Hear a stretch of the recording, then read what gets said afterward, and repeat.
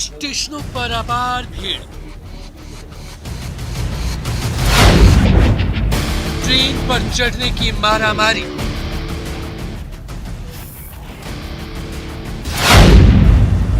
घर लौटने की जल्दबाजी,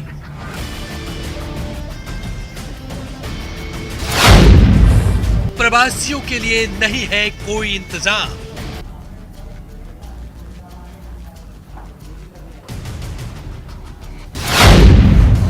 क्यों कम पड़ रही है व्यवस्था?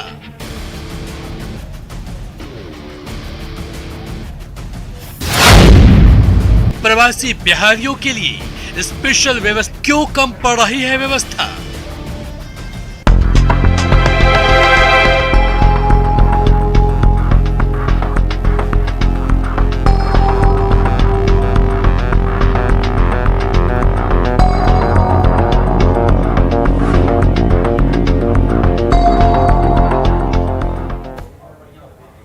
नमस्कार, सुबह के 10 बजने वाले हैं। वक्त है अपना बिहार का और मैं हूं आपके साथ विभा उपाध्याय। हर साल दिवाली आती है, हर साल छठ पूजा भी होती है। छठ और दिवाली हर साल लाखों की संख्या में इस महापर्व में शामिल होने के लिए बिहार और यूपी के लोग दूसरे प्रदेशों से अपने घर वापस लौटते हैं। टिकट नहीं मिलता है फिर भी वो घर आते हैं, जगह नहीं होती है फिर भी ट्रेनों और बसों में वे सवार होते हैं। कभी स्टेशनों पर भगदड़ का शिकार हो जाते हैं तो कभी ट्रेनों और बसों में हादसों की भेंट चढ़ जाते हैं। सवाल यहीं से उठता है कि जब ये लोग हर साल लाखों की संख्या में घर वापस लौटते हैं, फिर यहां से वापसी भी होती है। ये बात शासन और प्रशासन से लेकर सरकार तक सबको पता है, तो इन लोगों के लिए स्पेशल इंतजाम आखिर क्यों नहीं होता है?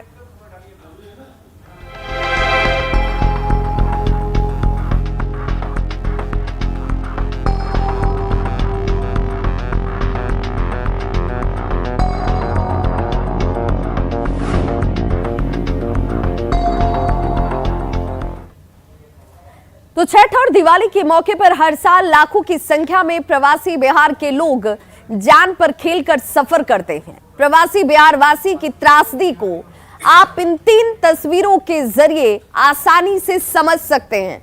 पहली तस्वीर पुणे की है, जहां 22 अक्टूबर को स्टेशन पर भगदड़ होती है और इस भगदड़ की वजह से एक यात्री की मौत हो गई। दूसरी तस्वीर मध्य प्रदेश के रीवा की है, जहां 22 अक्टूबर को ही बस और ट्रक की टक्कर में 15 लोगों की मौत हो गई।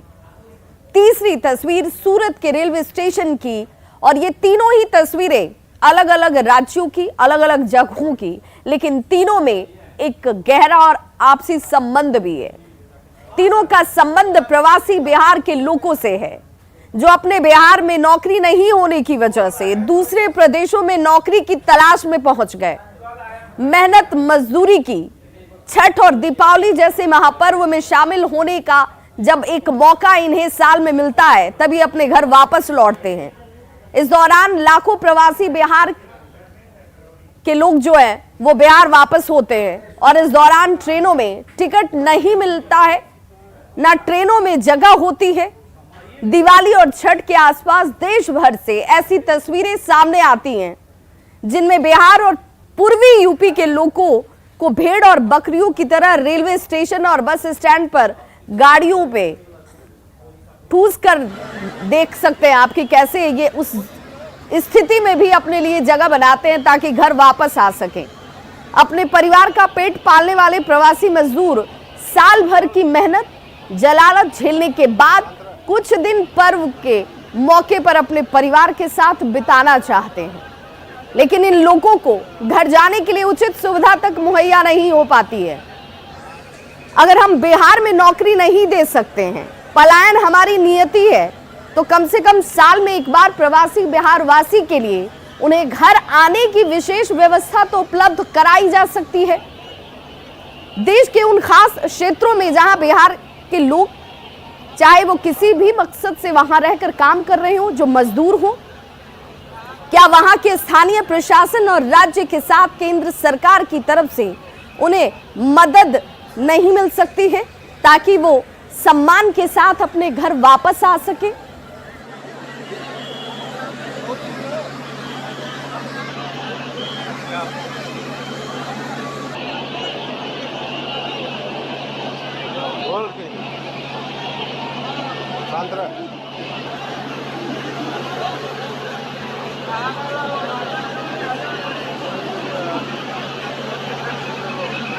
सम्मान उन्हें राज्य की सरकारें क्यों नहीं दे पाती हैं?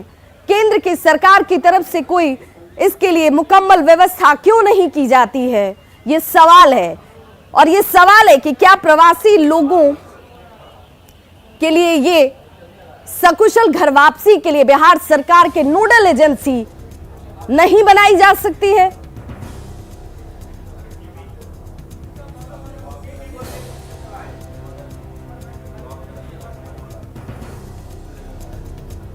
और ऐसे में न्यूज 18 ये सवाल पूछता है कि क्यों उपेक्षित है बिहार और यूपी के प्रवासी? प्रवासियों पर क्यों सरकार ध्यान नहीं देती है? प्रवासियों के लिए इंतजाम आखिर क्यों नहीं किए जाते हैं? सरकार इसे लेकर कोई नोडल एजेंसी क्यों नहीं बनाती है? क्या प्रवासी अर्थव्यवस्था में फिट नहीं है? क्या प्रवासी टैक्स नहीं देते हैं? विकास में प्रवासियों का क्या कोई योगदान नहीं है? और प्रवासियों के लिए स्पेशल इंतजाम आखिर क्यों नहीं हो सकता है? यह सवाल उठता है। और प्रवासी बिहार वासियों के लिए सम्मान क्यों ना मिले, उन्हें यह सम्मान क्यों ना दिया जाए, यह बड़ा सवाल।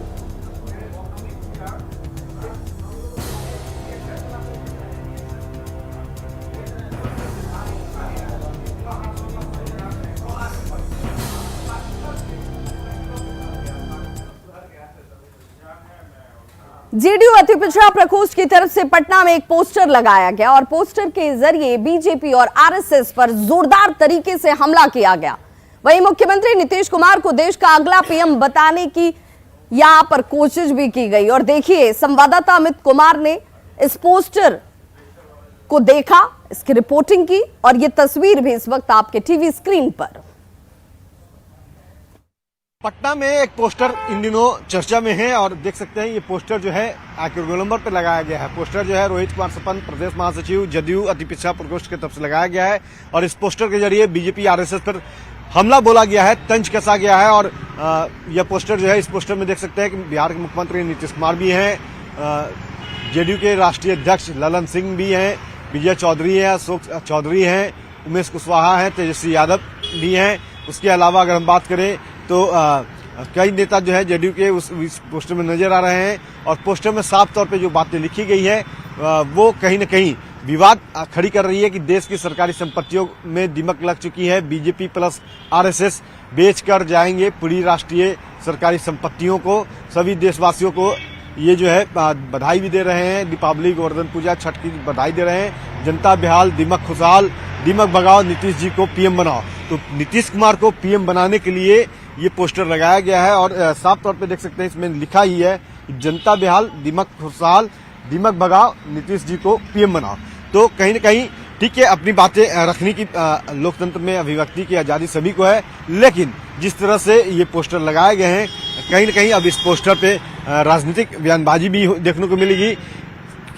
आरजेडी क्या कहती है, कांग्रेस क्या कहती है, एलजेपी रामविलास क्या कहती है और खुद जो है जेडीयू क्या कहती है, तमाम राजनीतिक दल की प्रतिक्रिया भी हम दिखाएंगे। लेकिन सबसे बड़ी बात है कि इस तरह की पोस्टर को कहीं से भी उचित नहीं कहा जाएगा, क्योंकि बयानबाजी अपनी जगह, तंज कसना अपनी जगह, लेकिन इस तरह से पोस्टर लगा करके और कहीं न कहीं वातावरण को भी खराब करने की कोशिश ही की जाएगी। बहरहाल देखना होगा कि कौन सी पार्टी क्या कुछ इस पोस्टर पे को लेकर के कहती है। कैमरा पर्सन मनीष जुनेजा के साथ अमित कुमार, न्यूज 18 पटना। पोस्टर से हालांकि जेडीयू ने अपना पल्ला झाड़ लिया है, लेकिन आरजेडी पोस्टर को जायज बता रही है। वहीं इस पोस्टर पर बीजेपी ने जोरदार तरीके से पलटवार किया। पोस्टर लगाया है पटना के सड़कों पर, वो अपना सत्ता लोलुपता का सर्टिफिकेट लगाया है कि मैं सत्ता लोलुपता में जिसके बल पे, जिस पार्टी के बल पे, भारतीय जनता पार्टी के बल पे 17 साल मुख्यमंत्री बना रहा, वो आज इस तरह का भाषा बोल रही है। हमारे नेता आदरणीय नीतीश कुमार जी ने कई बार इस बात को कहा है कि प्रधानमंत्री पद के उम्मीदवार बनने में उनकी कोई रुचि नहीं है। उनकी भूमिका देश के स्तर पर विपक्ष के दलों को एकजुट करने में है। अब किसी ने पोस्टर लगाया है तो यह पार्टी का आधिकारिक पोस्टर नहीं है, इस पर कोई विशेष टिप्पणी नहीं हो सकती है। जिन पर आरोप लगा रहे हैं देश बेचने का, पहले अपने आका जो मुंगेरी लाल बने हुए हैं उनके बारे में न सोचिए, जिनके साथ वो लोग खड़े हैं आज के समय में। प्रदेश और देश बेचने का तो पुराना इतिहास रहा है। सांकेतिक रूप से जेडीयू के प्रकोष्ठ के नेताओं ने लगाया है।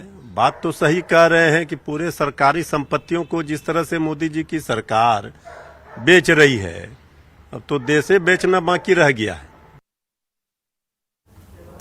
और बड़ी खबर खगड़िया से, जहां पर आग से भारी तबाही मची है। जमालपुर गांधी चौक के पास की यह घटना है। दुकान में अचानक से आग लगी और इससे लाखों का नुकसान उठाना पड़ा है। तस्वीरें इस वक्त आपके टीवी स्क्रीन पर, जहां 2 घंटे की कड़ी मशक्कत के बाद आग पर काबू पाया जा सका। हालांकि पूजा के दिए से आग लगने की आशंका जाहिर की जा रही है, लेकिन इसमें लाखों का नुकसान हो चुका है। तस्वीरें इस वक्त आपके टीवी स्क्रीन पर, जहां पर आग ने भारी तबाही मचाई।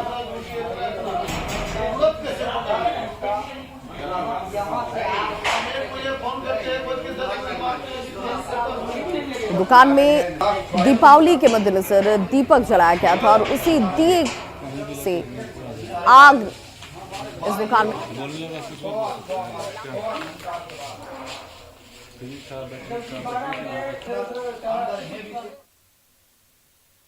भागलपुर से खबर, जहां एक बार फिर से गंगा ने विकराल रूप धारण कर लिया है। सबौर प्रखंड के इंग्लिश गांव में फिर एक बार से भीषण कटाव शुरू हो चुका है। गंगा के जलस्तर में कमी होने के साथ ही इंग्लिश गांव में ये कटाव अब इस वक्त बेहद तेजी से हो रहा है और इसकी तस्वीर इस वक्त आप देख भी पा रहे होंगे। तेज हवा चलने के बाद गांव का मुख्य सड़क,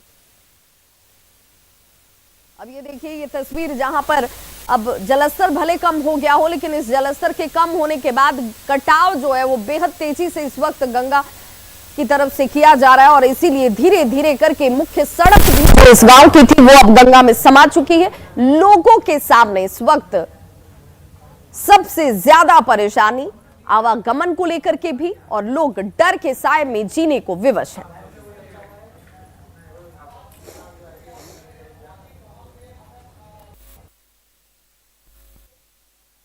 सिवान में दिवाली की रात जुआ खेल रही युवक ने पुलिस से बचने के लिए नदी में छलांग लगा दी, जिसमें से एक की मौत डूबने से हो गई है। सिवान नगर थाना क्षेत्र के शिवव्रत साह छठ घाट की ये घटना बताई जाती है, जहां पर मृतक नगर थाना क्षेत्र कागजी मोहल्ले के निवासी वसीम अकरम के रूप में इसकी पहचान की गई है। शव को नदी से बाहर निकाला गया।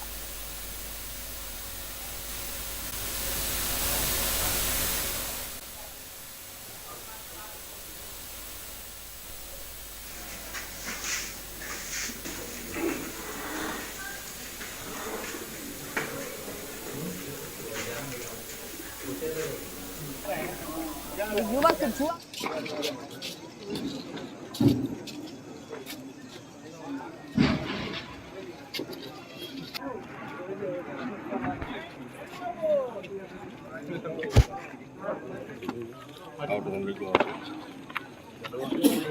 बड़का जलेगा इसमें हो जाएगा उनको चाहिए तो ये लोग अपना साथी सामाजिक चले गए, घूमते हुए अपना घूम रहे थे, वहाँ बैठे हुए थे, है ना। पुलिस आया, 2 बच्चे देख के डर से कूद गए। ये कूद नहीं पाए इसलिए कि तो हाथ से खुद ये डैमेज है, रुक गए। उसके बाद जो है पुलिस ने जो है डंडा भिड़ाया, डर से ऐसे जो है गिर गए, कूद गए। कूदने के बाद इनका हादसा हो गया। बेगूसराय डबल मर्डर केस में लड़की के माता-पिता ने लड़की के पिता महतो के मां और भाई पर हत्या का आरोप लगाया है। वहीं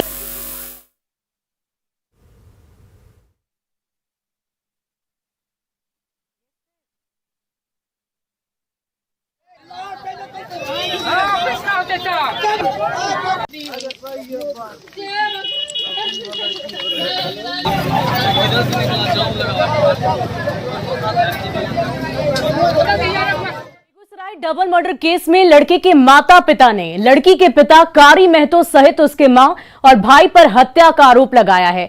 वहीं लड़की की मां ने अपने आप को निर्दोष बताते हुए बताया कि कुछ दिन पूर्व रूपम कुमारी की किताब से एक पत्र मिला था और उसके बाद ही इस प्रेम संबंध की पुष्टि की गई।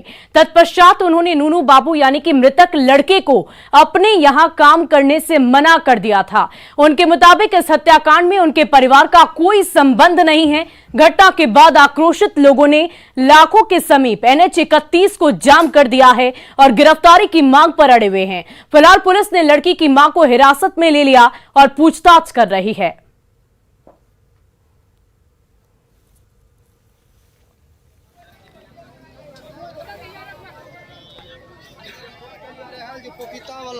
खाली पेट में पी सके नहीं की कहे छे रात के 10 बजे रात के बोला के ले गेले कारी लाल कारी लाल के बेटा। हां 10 बजे से की कहे छे नहीं की कहे छे हमरा ठुरई ले हन। तकर बाद ये ले खबर की जे की कहे छे नहीं मिल रहले हन। तब मार कहे छे झाझा करके बेहराही के लिए के तोहर बेटा नहीं छो तोरा बेटा के दुनू ओकर बेटी है हमर बेटा बहुजा मार के पता चलले उनके गांव के गुसगारा ड्राइवर छे। हां ये सुन लिया तोरे नूनू बाबू बेटा आ कारी के बेटी छे दोनों रेल में कटल छे। अच्छा त अपने की लगे छे ओकरा ले ओकरा की कैलके ओकरा मार के सुता देलके। हमरा जब धर बखबैत रहले समझी और सर मेरा वो ड्राइवर था। हम 10 दिन पहले उसका टिफिन में वो चिट्ठी देखे थे हमको लड़का। तो हम अपना लड़के को मारपीट किए और बाद उसको हटा दिए। हटाने के बाद हमको लड़की के करीब 2 बजे के बाद नहीं मिला नहीं तो उसको घर पर पहुँचे। लड़का घर पर उसको पिताजी के लेकर गए। उसका बहन कर दरियापुर के बाद ये अथी गाँव है।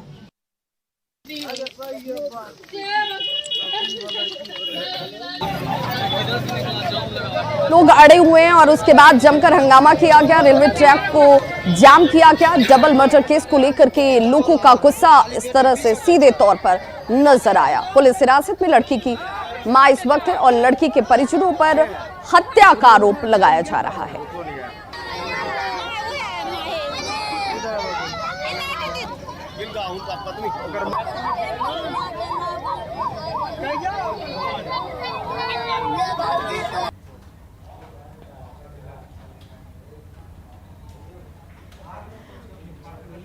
और अब बात सूर्य ग्रहण की। आज इस साल का आखिरी सूर्य ग्रहण लगेगा जिसका आंशिक असर बिहार में भी दिखेगा। ग्रहण का सूतक काल शुरू हो चुका है। सूतक काल शुरू होते ही मंदिरों में कपाट को बंद कर दिया गया है। गोपालगंज में प्रसिद्ध थावे मंदिर में सूतक काल शुरू होने से पहले पूजा की गई। पूजा के बाद मंदिर में विराजमान देवी और देवताओं की मूर्तियों को गर्भगृह में बंद कर दिया गया। मंदिर के पुजारी के अनुसार अब शाम 6:30 बजे कपाट को खोला जाएगा और उसके बाद पूरे विधि विधान से साफ सफाई कर पूजा अर्चना की जाएगी। आपको बता दें कि सूर्य ग्रहण का सूतक 12 घंटे पहले लग जाता है। सूतक काल में पूजा पाठ नहीं किया जाता।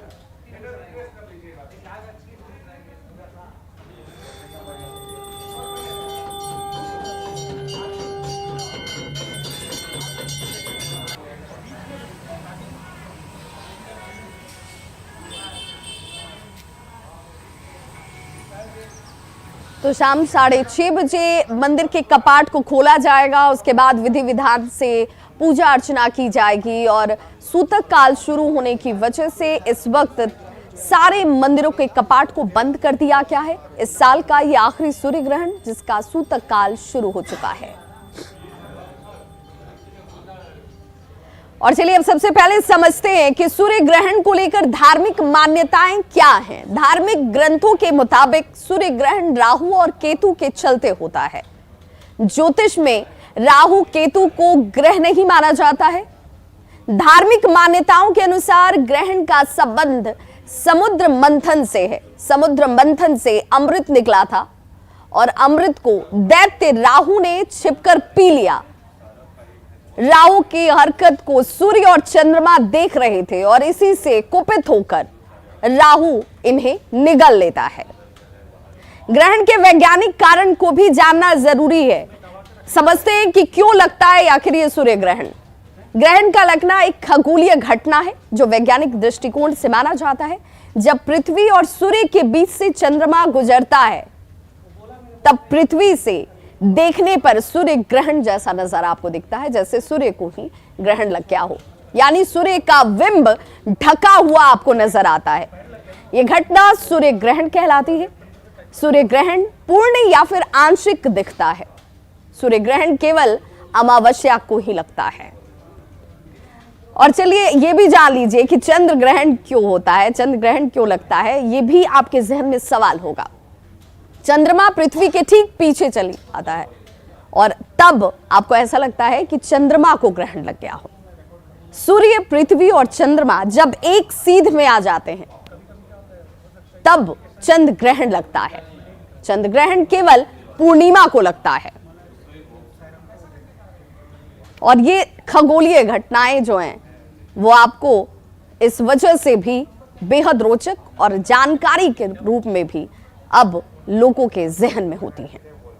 अरुणाचल प्रदेश के नहरलागुन में आग ने जमकर तबाही मचाई है। 700 सब्जी की दुकानें समेत 1000 दुकानें जलकर राख हो गई। तस्वीरें इस वक्त आपके टीवी स्क्रीन पर भी हैं, जहां पर सुबह 4 बजे के करीब बताया जा रहा है कि आग लगी और आग लगने की वजह क्या रही इसका खुलासा नहीं हो पाया है। करीब 4 घंटे के बाद, कड़ी मशक्कत के बाद इस आग पर काबू पाया जा सका, लेकिन लाखों का नुकसान तब तक उठाना पड़ चुका था।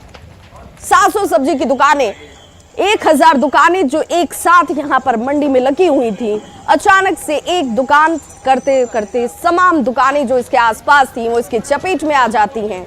और 4 घंटे की कड़ी मशक्कत के बाद दमकल कर्मियों ने आखिरकार आग पर काबू पाया।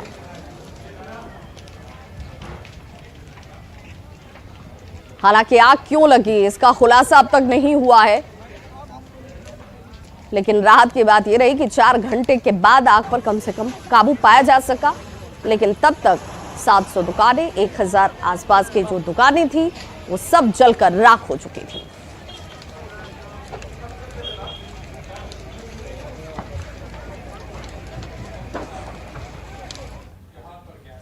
तो खबरों का सिलसिला लगातार जारी है। आप देखते रहिए न्यूज़ 18 बिहार झारखंड। यहां खबरों का सिलसिला कभी नहीं थमता।